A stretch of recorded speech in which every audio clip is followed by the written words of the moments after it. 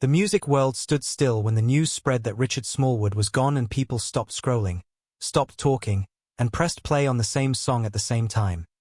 A song they had sung for years and a song that had helped them through hard days.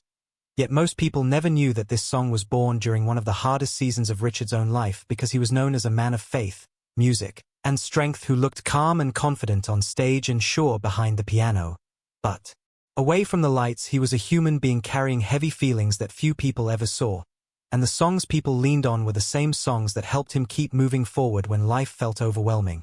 Since he did not write music because life was easy but because life was heavy, and many fans are now learning that some of his most loved songs were written during moments when he felt lost, tired, and unsure if he could keep going, with music becoming his safe place and each melody acting like a quiet message, reminding himself that hope still existed even when he could not feel it.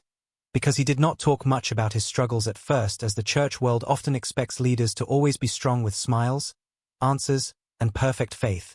And he carried this pressure while caring for others and giving the world beautiful music until the weight became hard to hold. As his journey started long before fame, when as a young man at Howard University he studied music with deep focus. In hallways filled with creativity and pressure, surrounded by other talented students who would later shape music history, where many felt the need to be great all the time, and Richard later shared that this pressure affected him deeply,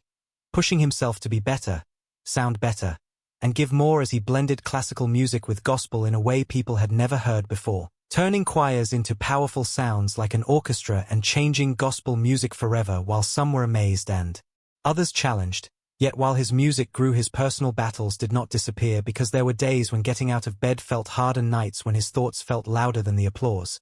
But he still showed up, still wrote, and still played, including one of his most famous songs that came from a season when he was caring for a very sick loved one while his own mind felt tired and overwhelmed, with sitting at the piano becoming a way to calm himself as the music was written in quiet moments filled with worry and prayer rather than a large room full of people. And when people sing that song now, it sounds different, because it is no longer just a church song but a reminder that even people who help others can be hurting inside.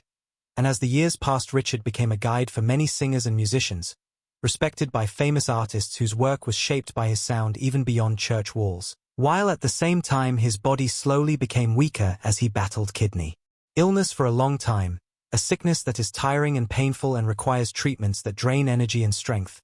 Yet he kept creating and encouraging others until at the age of 77 his body could no longer fight and he passed away quietly, leaving behind a legacy too large to measure with awards alone, because while he received honors and titles, his true impact lives in people who found comfort in his songs when they felt alone, leading many to ask hard questions about whether the music world protected him enough or listened when he tried to be honest about his pain. Since he was brave enough to speak about mental health at a time when many stayed silent, and helped others understand that faith does not mean pretending everything is fine,